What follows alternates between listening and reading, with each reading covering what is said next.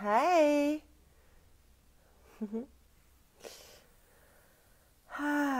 Okay, so we're going to talk about the sexual predator today. I'm just waiting for Aaron to jump on, and then we'll start having a good chat about it. Let me see if I need to tag him in. No, he's already tagged, so he should be on any time now. Uh-oh, what have I done? How do I get...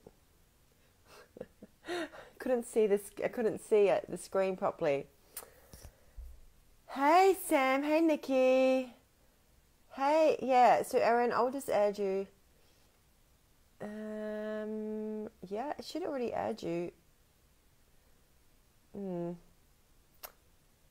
don't know, it's weird. It's not letting me add you, Aaron. It's like you're not there.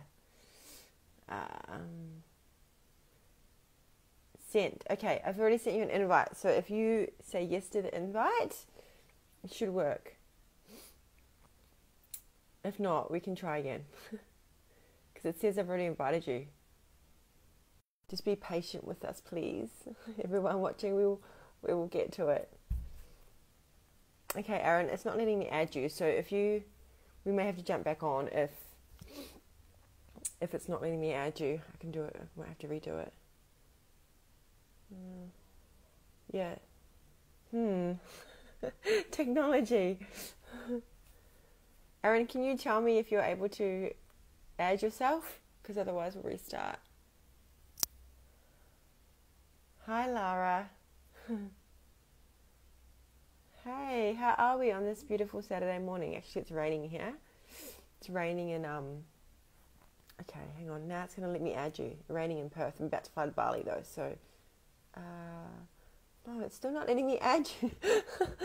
What is going on, Facebook? Okay. Yes. Okay, I'm trying to... Okay, yes, it's letting me do it. Yes. Okay, cool. Thank you for your patience, everyone. Excited. Yay. Yay, I'm here. Funny, I was trying to do it on my computer, and I don't think the technology is the same, so no. back to my phone. No, you can't. Unfortunately, it doesn't let you do it from your computer, I don't think. Yeah. So, hey, Lisa. So I met Lisa last night in person, Aaron, because Lisa's supporting us in in our Art of Loving Men Tantra workshop in Perth, which we're doing on the 17th to 18th of November. Yeah. Yeah, here we are. Here we are. So I suppose let's get into it. So I wanted to talk about the energy of the sexual predator and just to create a conversation between us, because lately I've noticed particularly in the last couple of weeks, so many of my clients, both men and women, have had this coming up. And whenever that happens in my space, I'm like, okay, this is something that I need to dive into further. It's something that I need to do more exploration with myself as well, which I had been doing work on it anyway. And so it's usually when I'm doing work on it, people will come in to my space because I'm now at a new kind of level of like that. I'm actually now available to really support them with that because I've worked through it, right? So which I did at an event, a retreat back in June. I did a lot of work around that, and so of course, people are now showing up that need to work through it because this is how it works, right? But I also know you've done so much work around this, and so I thought it would be super cool to bring a conversation to this to our audiences. But also, it's also Aaron and I are running a retreat in Bali in January called the Art of Loving Tantric Soul Immersion. And I feel like this is really going to be part of the things that we dive into because it's so, so important. Like, I can't even really speak how important this is. I'm really curious because we've been Facebook messaging a little bit, because when I've had these clients, I've been like, okay, Aaron, like this is some of the stuff I'm seeing come up. Like, in these different situations, and we've kind of bounced back and forth to, you know, to gain greater understanding. And so I was like, okay, this is, we have to share this stuff. This is juicy. Like, this is juicy. Like, oh my God, let's like, yeah. And you know, it's interesting when we decided we were talking about the sexual predator energy. There's this big case happening in the U.S. and I tagged you on a post this morning about basically a Supreme Court, someone that's being invited in to be a Supreme Court justice. And as a result, there's massive things going on in the media about this woman coming forward from 30 years ago, talking about how he mistreated her and all about this sexual predator energy that's so alive inside of people's consciousness. You know, and I'm in the US right now, I'm not often here. And it's like, it's so alive in the field because there's so much misunderstanding around it. And the general consensus around sexual predator is to push it aside, is to say, they're that way. That man, he rapes, he pillages, he's an abuser, he's this, that. And that's generally what happens in society is it gets those labels, those ways of being. So then men, you know, often feel this state of having their balls cut off and not actually being able to own their own desires, their own ability. And this happens not only to men, but also to women. It's a masculine form that in general across the world is very much condemned. It's pushed down. We're not deeply able to own that penetrative power of our being. And so looking at the predator energy, it's like there's an animal inside, and you spoke about this as well. And that animal, for most people, it's like it's in a little cage. It's behind a computer screen. It's like, please, please let me out. I've been here for 20 years. Please let me out. And you know, the animal wants to come out and play. And, you know, I was just doing this workshop a few weeks ago called Owning the Darkness. And in this workshop, I gave people permission to go into their predator energy. And it was amazing. After this experience, the entire energy of the whole group, there's probably about 80 people in there, everything changed. People dropped into their bodies. There wasn't all this mind chatter going on because finally permission for the animal to come out and play in the world was given. And that's the biggest thing. That's the contradiction that happens, is that we're so afraid of this animal energy within that conditions, society, government, you know, everything pushes it down because historically it's been that energy that's created the most amount of havoc. So naturally, that's the energy that's most difficult to really own deeply from the heart. Yeah, absolutely. And also there's obviously been the Bill Cosby stuff happening and like so many things coming out at the moment. And what I've really noticed with a lot of my female clients is that there's this loss of innocence, right? And when they start exploring like the ways that they've been felt taken advantage of by men, and that energy is that they go into this like having to have disconnected from their bodies because it's not been felt safe for them to be in their bodies, and then gone into I need to be like strong and independent, and often, and this is my experience, is then actually becoming a form of sexual predator by using men, like being manipulative, using sex as a way of power and control to feel desired, to feel wanted, but then using it to manipulate and doing it from a really unconscious place. And then what I find in the journey is then when women start to awaken and start to become more conscious, and they realize that they've had this like behavior of using sex as in an unconscious way as power and control and obvious and validation and self-worth, these kind of things, is that they start to go into like, oh, I need to be really spiritual now, and I really need to like, and this denial of the primal energy of the animal, of like, it's like a denial of the instinct, and I'm just going to be really spiritual, and they end up in shaming that like in a different way, and then almost shutting down this part of themselves. And I see this quite often. This happened to me in even exploring Tantra, is like I started to like really focus on like up here and getting all spiritual and really, instead of like really tapping into the both parts, all of this needs to be owned. And so I want to share the experience that I had actually this morning. I did a process this morning, and this is, I feel like we're going to do this process at our retreat. It was amazing. Um, and then, because what I started to find is that the more like I started to like awaken and see the ways that I'd been acting unconsciously with my sexuality, then I started to really notice how much I started to notice men's sexual predator energy, and how much I was how much I was shaming it, and how much I was making it wrong, and how much I was emasculating it. And then on the flip side, the more I've started to explore the sexual predator energy, I've then seen men, and this is like my clients that come to me who are having struggles with things like not being able to approach women, who feel unappreciated, who feel like they start to have erectile issues, that having lack of confidence to sexual confidence.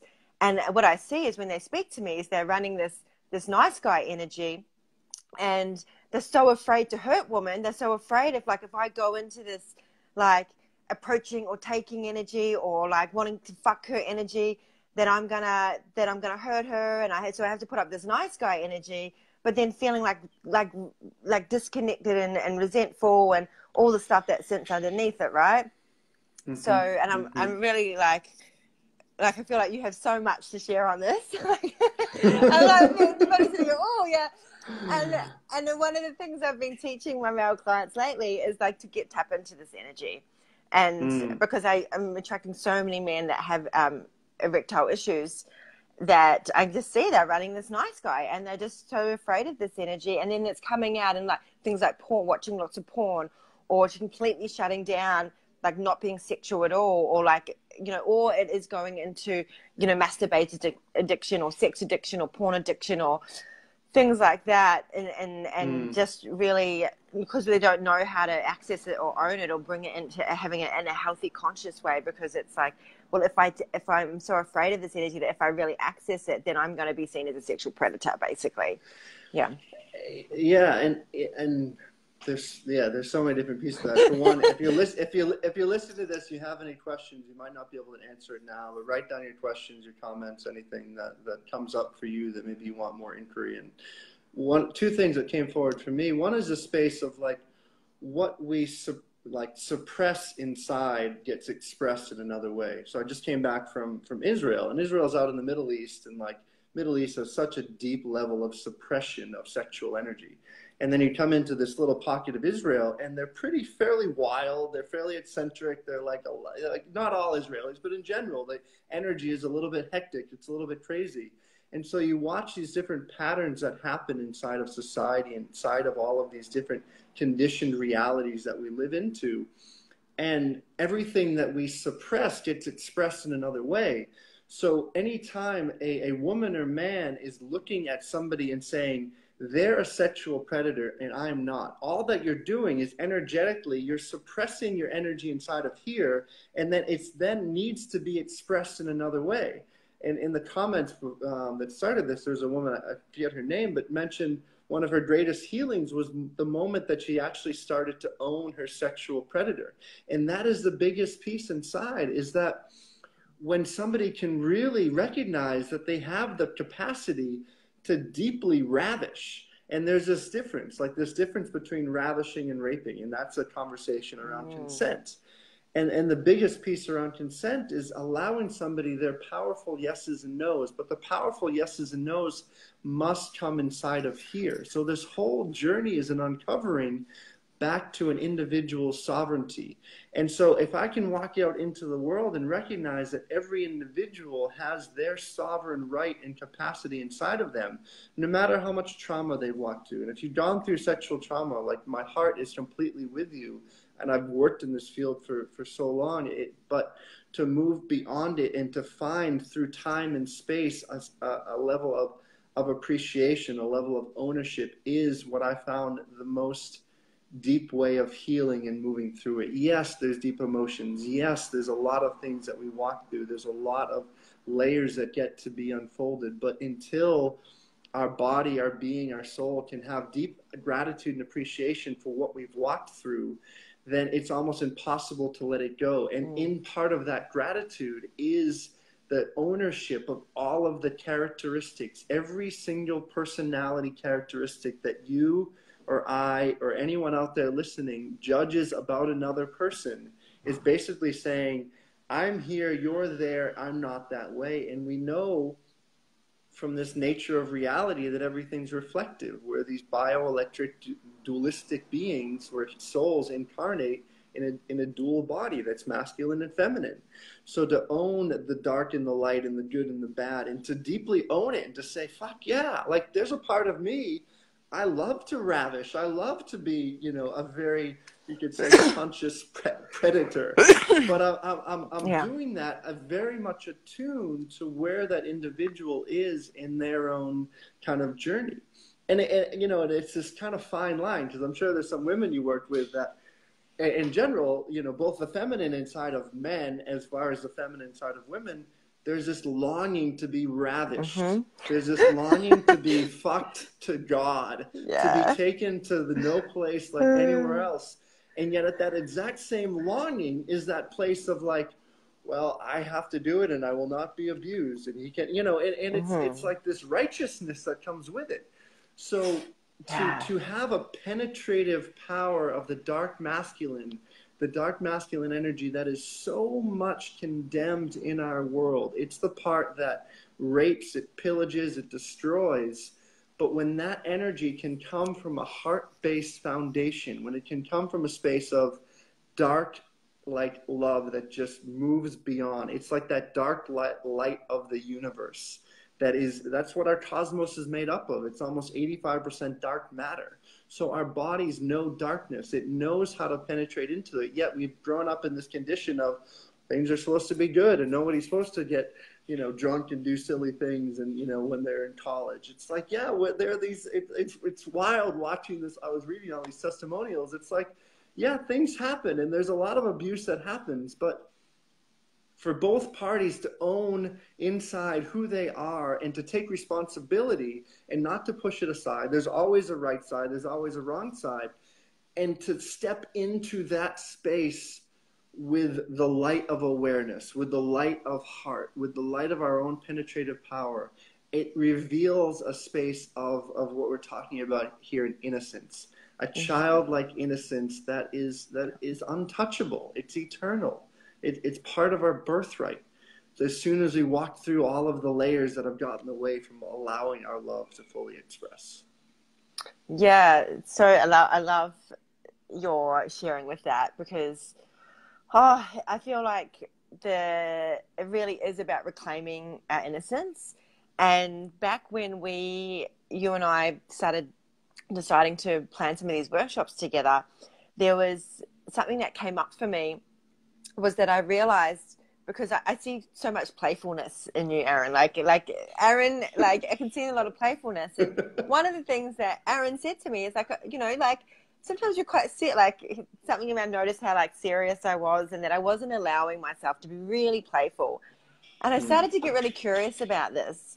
And what came up in my space is there's this lack of feeling safe to be like really childlike and playful, and, you know, constantly like getting shit done and focusing on my purpose and like achieving and all this kind of thing that I had created to keep myself safe. And then what I've realized in the last, you know, since this was back earlier in the year, is that I really through my journey of actually looking at my own sexual predator and the ways that I've been afraid of it, I've actually reclaimed so much of my playfulness and innocence. And I want to really share this process that I went through this morning, because it was, oh my God, it was so powerful. Like, I can't even, like, this work never ceases to amaze me. And like, I'm starting to feel like even a bit emotional, but this is what I really would love. Like, I want to share with people at our retreat. And it's also what I started to really do with some of my one-on-one clients, but I really want to bring this through and share with people what this process is like. I won't go into the ins and outs of it, but just my experience. And I knew I had to do it before this live stream.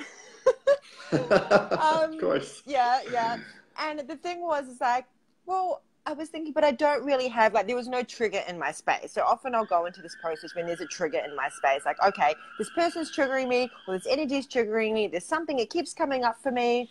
Like, I wasn't really feeling any energy on it. And I was like, I'm going to do it anyway. I'm going to do it because it is coming up in my space, but in a really gentle way. It was like other people sharing their experiences, my clients sharing their experiences. And it just kept coming up, coming up. So I'm like, okay, there's something here, a piece for me here. And it was so interesting. So what this, for the people watching, and Aaron knows this process, but for me, it's about really being able to see this part of you, like really seeing and getting, for me, it was about getting a visual and energetic experience of feeling how I feel and see this part of myself, and getting an image of that, and feeling the energy of that, and being able to shift that. So I basically called in this energy of the sexual predator, and had a conversation with it, right? And used... What did you say? Yeah. Okay, so when I first saw the sexual predator... Or she say. It was a he. Okay, And, all right. and it was you know, like Alien and Predator, you know, like that Predator. And you know what's so funny? Last night I went to this dancing, and on the way there, two of my friends were talking about the movie, The Predator. And I'm like, really? Of course you're talking about this, because it's a sign that I have to, like, yes, Captain, you're talking about the Predator movie. Yeah. And I was like, okay, I've got to do this process. And it was like gross and sticky and slimy and brown and disgusting. And it was like, oh, it's awful. And I was sitting there, and I was like, my whole body was like, ooh, I don't want to touch you. You're gross. Get away from me.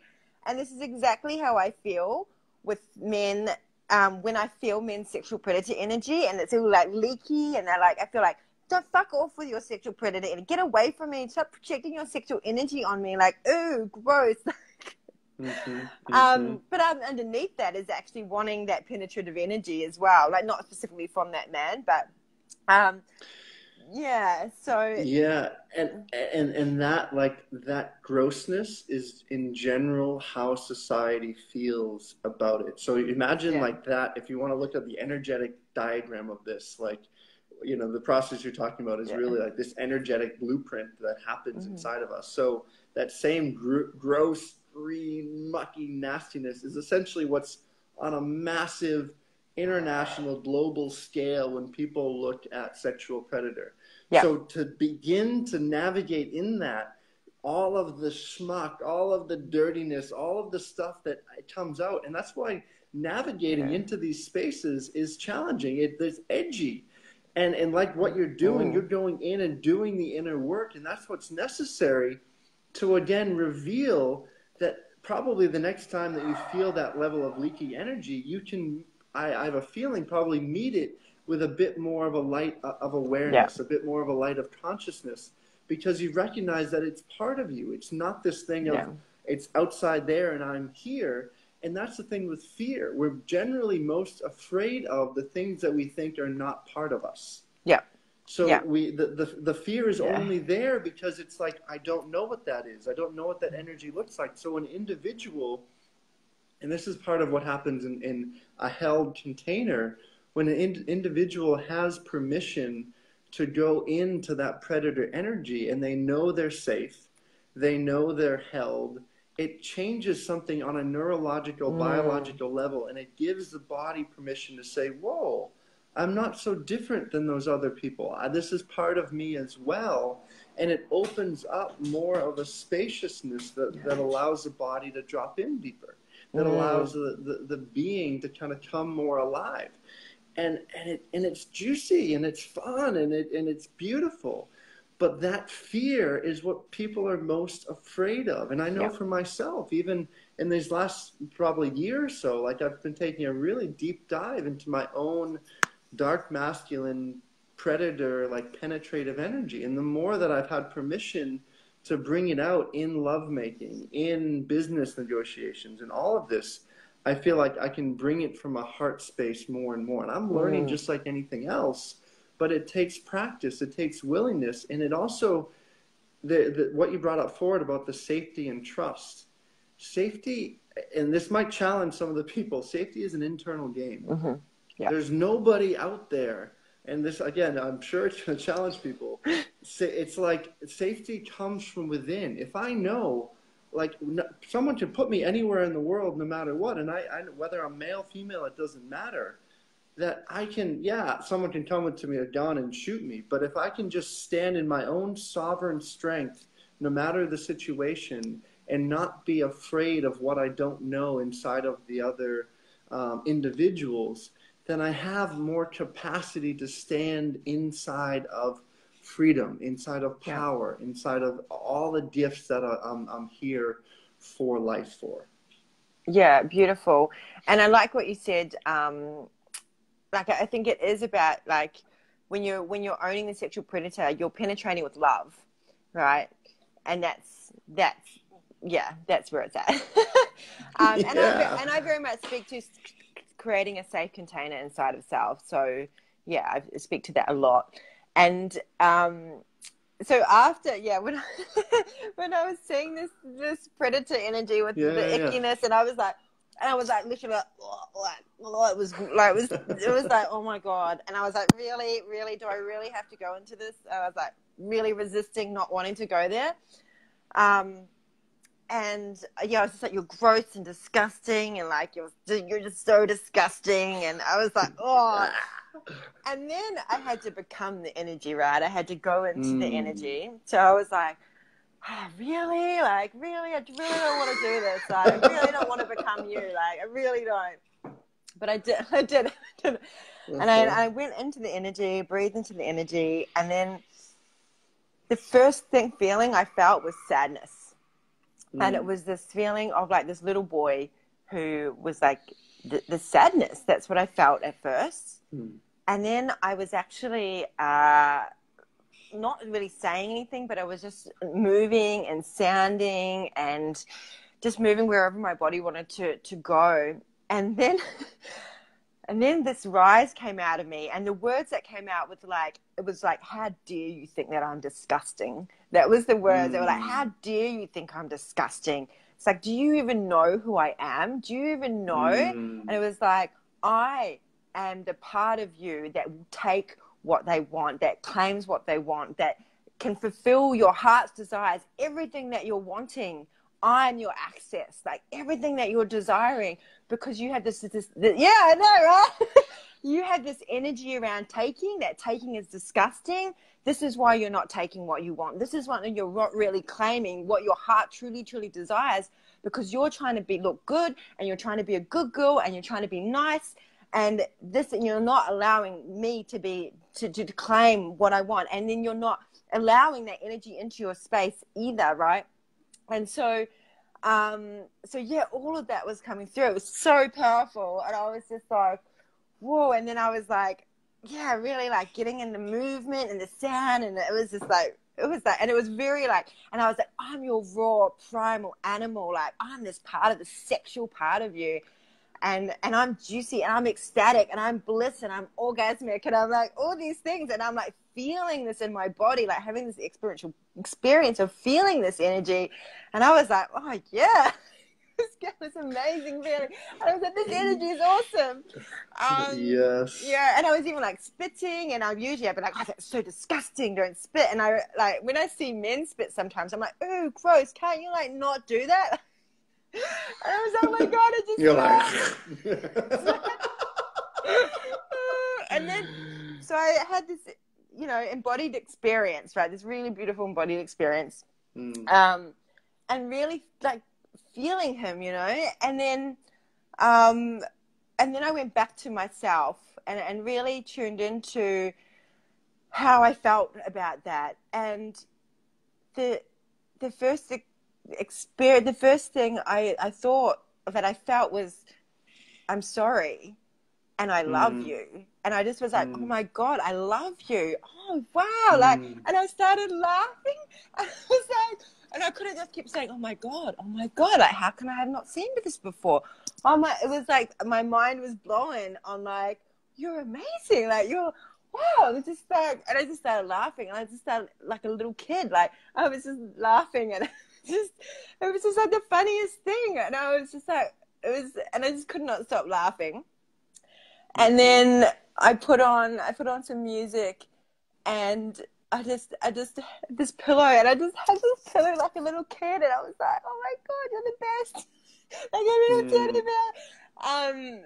And yeah, it was just this experience. And then this is when I dropped into this piece of innocence, and I felt this innocence of like reclaiming what the sexual predator is for me in this healthy way, that this is the part of me that can really go out and go for what I want and ask for what I want, and stop being a fucking good girl, stop being a nice guy, right? Because the nice guy's in me too, right? And stop being a people pleaser, and really go, this is what I want, and I'm claiming what I want, and I'm taking what I want.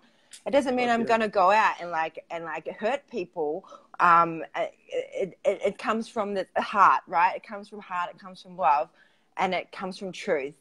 And this shows up in all areas of life, not just my sexual experiences, but all areas. And also I feel like now, like I've attracted a lot of nice guys in my life, which have been the mirror, right? Because that's what I've felt safe with. And I've attracted a lot of men who, like, I've been in abusive relationships with men who it's so interesting, because they could have nice guy energy, but running the sexual predator in shadow, and then it would come out in abuse. But that's a whole other topic. But what I found is that, like, I was actually like wanting this man like to fucking step up and claim me and take me and ravage me, and like, come on, like, here I am, like, come take me, like, choose me, like, this energy. But then I haven't been choosing myself, right? I haven't been claiming myself. I haven't been claiming what I want and I desire, because there's this fear of like, okay, what will people think? And, are they going to think I'm disgusting? Like, that's the energy that I've not been like, people will think I'm disgusting if I do that. Like, that's the stuff that's been there. I mean, I couldn't see it that way, but because I couldn't see, like, it was like this filter, this blind spot that I didn't want to look at, like this resistance. I don't want to, that energy is fucking disgusting. I don't want to like look at that. I want to go into it. Like, I'm just going to project it and shame it in other people, right? And make them wrong because I don't want to look at it in myself. Yeah. So what sorry, you go. and what is really reminded in what you're sharing is that the biggest part of this journey, there's two things. A mentor of mine, Bruce, like, talks about going down into the dragon's lair. Yeah. Like, you're going down into that murky, gross, wild, like, crazy, like, dragon place, burning fire. It's like the dungeon. It's like going through, that space of rebirth in a sense. And that's a descent journey. So much of this spiritual journey, I know for myself, was like going up into the clouds and finding awareness and finding consciousness. The more that I've dove deep into sexuality, and I've been clearing through a lot of things at the base chakra, which is more around this predator energy. It's a descent journey. It's going down into the muck, into the dirtiness, because that's where, like, the crown jewel of awareness, the crown jewel of potentiality, the innocence of our sweet soul lies, saying, hey, I've been protecting you here for so long. Are you ready to actually show yourself into the world? Because until you go into the descent to actually meet the outside world, you need some of that power that's like, I'm fucking here. I'm fucking here. Like, I know what my soul is here for, but it's about owning that energy. And especially for like individuals in feminine bodies, this is a lot what we go into in the Art of Loving Men workshops, is women reclaiming their masculine. And part of that is reclaiming that dark, like, dreary thing inside that they're terrified of. And really, and I loved what you were saying, it's like that part, once that man comes forward, it's like wanting that man to fuck you like your own individual, like, take me, ravage me, I'm ready for this. And the same thing I found in my own descent journey with my inner woman. It's like, it's a little bit of a different flavor when you get into kind of that dark feminine. It's a little bit more Kali and crazy. And, the predator certainly is like a dark feminine predator that, like, allures and draws people in. And that's that same predator energy. It's just taking form as either masculine or feminine. And the more that the experienced an individual goes through the experience of flavoring these different sensations, these different ways of being, then I find for myself the result is when I meet somebody, whether it's a new lover, whether it's a new client, whether it's a new business thing, I can have all of these different energies to pull from that's ultimately all part of me, but I'm not entering into a place of shame or fear or resentment or projection. If somebody's giving me like a hard hit in one way, it's like, hey, I can bounce back because I know my own energy resources Mm. inside of me. And that to me is where all of this actually goes way beyond the sexuality of it. Sexuality Yeah. is just the means to which we uncover the golden roses that are inside. And Yeah. like those golden roses, they want to flourish, but they need some shit to flourish with. Some good manure to put. You got some manure. We're putting some manure here. That's fine. Yeah, and what also happened, and I didn't mention this before, is that when I'd received, or like after I embodied the energy, and it was come back into me, I actually started to dry reach, and like it was like I was throwing up and I was coughing, and I was like, it was like all the shame of the suppressing of this energy was just coming up and coming out, and more spitting. And I was like, I'm going to spit on the bed. Get it out. Get it out. Yeah, I love And it. I just love giving it. myself permission to go into that. And it was like uncontrollable. Like it just kept coming. And I was like, this is the shit. Like this is the shame that's been really sitting in my body, like suppressing this. And then it was after that I started laughing and feeling like a little kid. Like, oh, I'm like, and the innocence. That's where I felt that, because it's like, really, that's when I speak to women about this, it's like I have to take them back, get them back to the energy that they were before they were, raped or taken from. We have to go back, bring them back to the innocence, that has been felt lost, right? So Mm-hmm, yeah, mm-hmm. purging, exactly, Chanel. Like, yeah, I was purging. Like it was like, I was like, yeah, this is a purge, right? Um, and obviously a part of that is having to really explore this energy in self. And what I'm really curious from now, obviously I'm going through an integration at the moment, is to see how men will start showing up differently, maybe a little bit, or how I will start showing up differently, probably dropping a lot of the nice girl, good girl. I noticed before I actually apologized. Like when you started to speak, I was like, sorry, I'll let you speak. And then I was like, no, like I could keep talking. Yeah. Like, cool, I'm not fucking apologizing. I'm taking my space.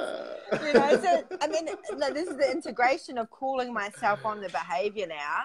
And like, that's my predator going, actually, no, I'm going to claim I'm going to take. Absolutely. I love it. I love it. Yeah. So obviously, as you said before, showing up in all different ways in our lives, but this is like sexuality is such an access to these parts of ourselves, because I feel like it's the most shamed part of ourselves is our sexuality. So the shame sits. Yeah. And it's our sexuality where our greatest levels of you could say healing or revealing really come forward, because it's a lot of these learned conditions at a young age of, don't play with yourself, don't, you can't be naked in front of other people. And so the body just starts to take all of this and just push it down and push it down. And go, okay, I need to show up in this space and I can't be free. And the animal inside is just going, like years and years. So I love creating space for people when their animal has the time to like first come out. And then there's just like this look, this like rabid, savage look, like, like it's like something changes inside when the animal has permission to come out and play. Yeah. Because there's not a lot of spaces in the world. And what happens in that, and this is, kind of a deeper discussion and deeper work, is that as the animal gets permission to come out and play, part of the journey is drawing consciousness into matter. So it's drawing this consciousness of that we've gone up into the ethers and we've become one with the universe. And now we're drawing all that energy down, down, down, down into matter, into the bones, into the structure, into the form, so that the bioelectric magnetic being that this soul is dwelling inside of has spaciousness, has cellular memory, has the neurological shifts to begin to walk into the world with a greater awareness that the consciousness drew into the animal body.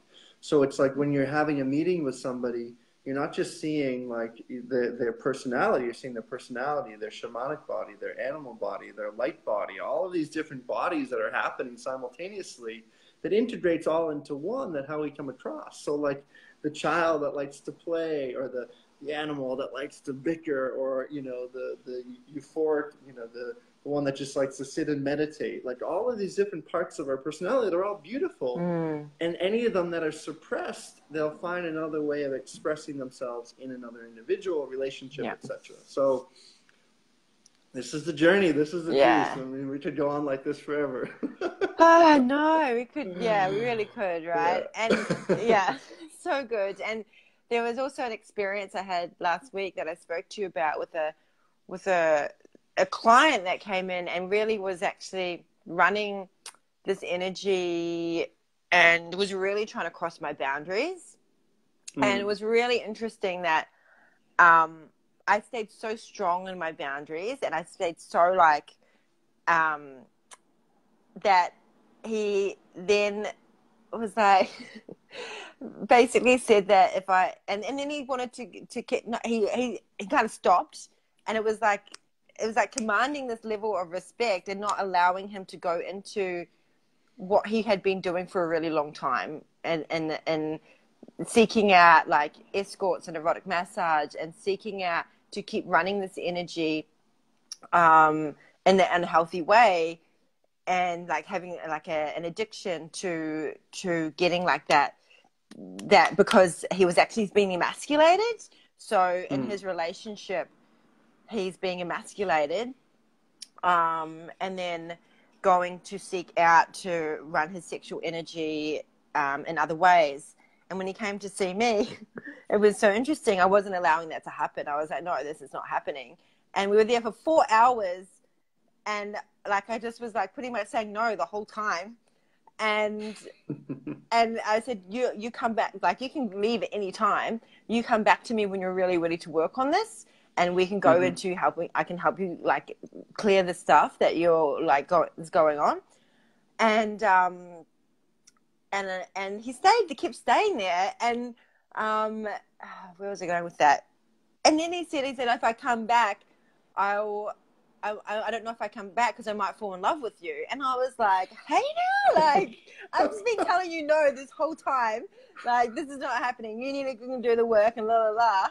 And this kind of was speaking to the piece around, like, when we're really, like, holding the boundaries, like, it was, like, not letting him go into those ways. So I'd love to hear your reflection on that, because we started to go into it on our voice messaging.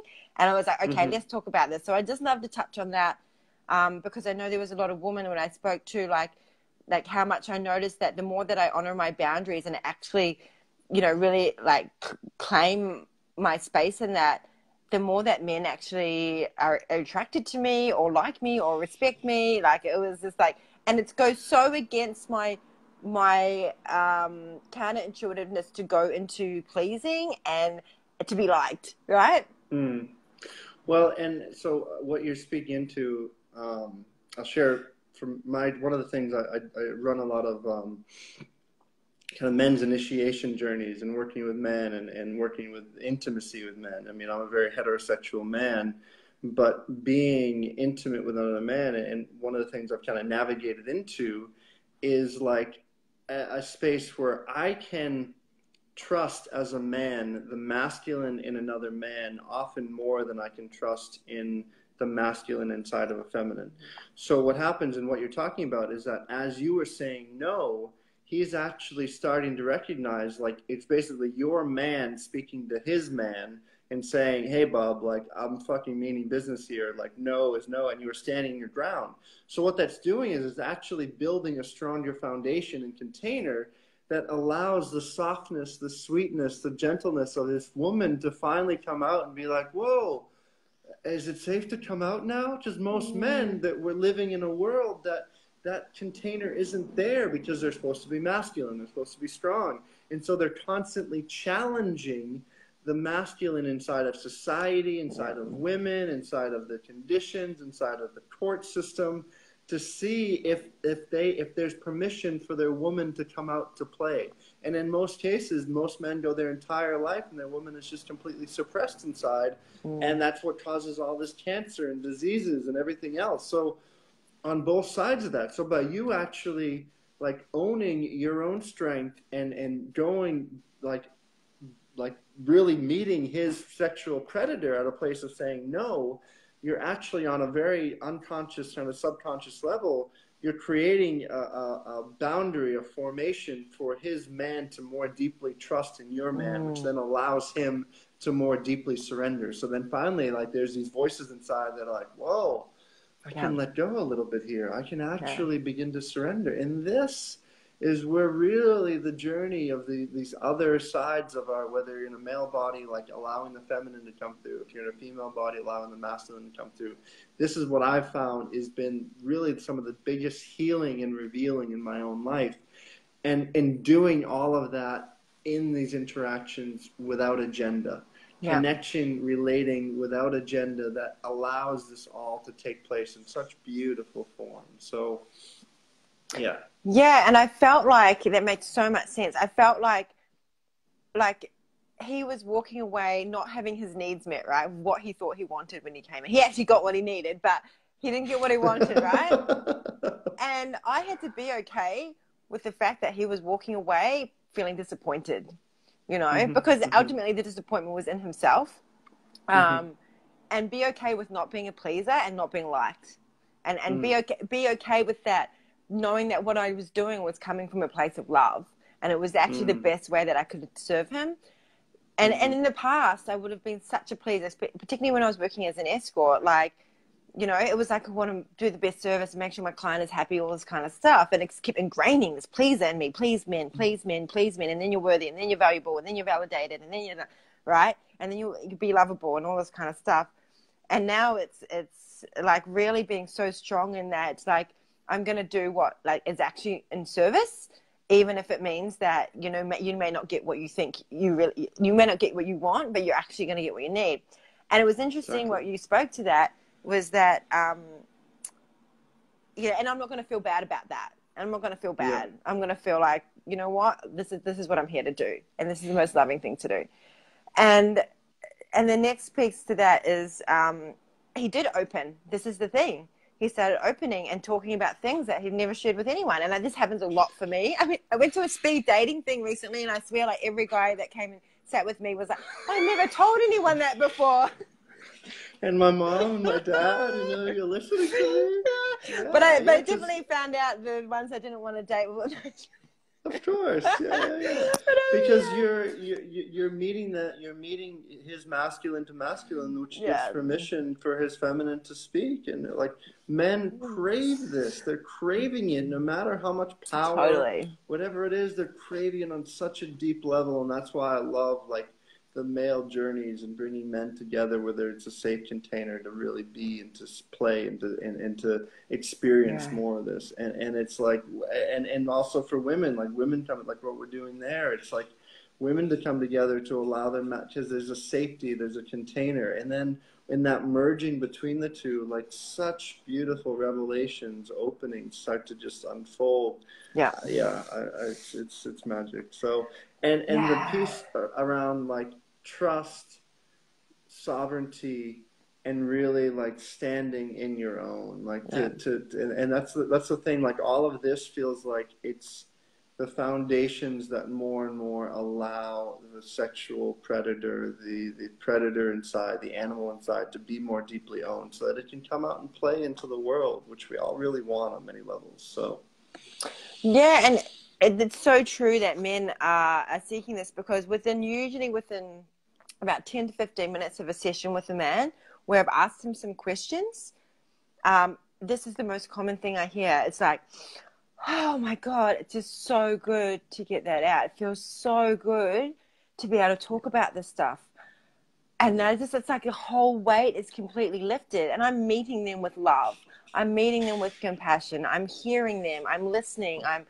And they are just like, it's like they've just been wanting to share this with someone, but there's no one, you know, they don't feel like they can talk to their partners, they can't talk to their mates, like no one would understand.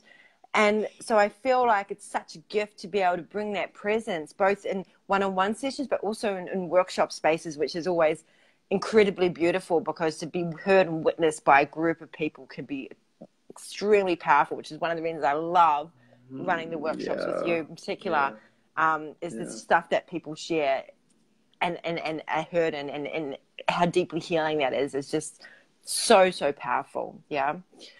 So come find us, come enjoy. There's lots of magic. We'll put some links in the bottom of this conversation about all the Art of Loving Men, and then we're running this week-long immersion in Bali in the middle of January, which is really like, we'll be going into all these subjects and really uncovering and unfolding. And it's a place to bring your animal and to come play for sure. And that's the thing. We'll be exploring like all different parts of us. So the animal will be one part. And then as we go along in the next few months, we'll keep sharing, I'm sure. We just trust in the magic of what comes through in our experiences of what needs to come through. But we do have information on what, like, you know, like a framework of what we're going to be doing. And so if you want to know, there is an application process for the Bali retreat, which is in January. So if you want that, the information and the application, comment below retreat, and then I will send you the application form and the information about the event, and so you can have a read and apply.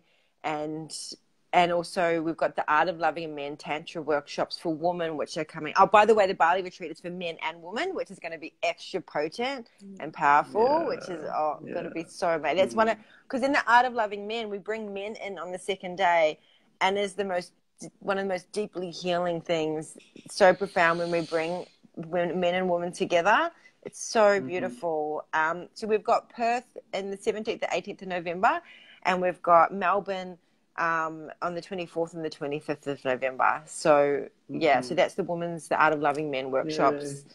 I'll post them in the links below. So we're both going to bring our magic through, which, you know, is always super fun. Lots of magic, lots of play. So and if you've been listening to this and you have any questions, comment below. We'll be happy to respond. You can find me, AaronPleinerman.com. I'll put information, and EJ, you all love him. EJ is incredible. I love these fun lives. So well, we could keep talking for ages, I'm sure.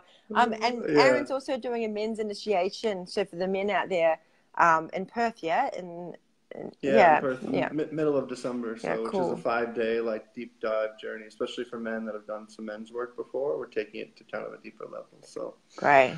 It'll be good. Come play. I definitely have some clients that I think will be really good for as well. So cool, awesome. All right. Well, I think that's it for now. I think that's it. Yeah. Go out and see if you can own your sexual predator, or better yet, do some inner work and dive into the predator inside, and then go from there. And if you want any feedback on that, write us a message. We'll give you a little support. So love you all. Thank you so much. Cool. And just a reminder, the process that I did, that's what we'll be doing with you guys at the retreat as well. So everyone will get the experience of going that. All right. Have an awesome, beautiful day, everyone. I'm off to Bali. So yay. Enjoy. Bye, Aaron. Mwah. Bye. Bye.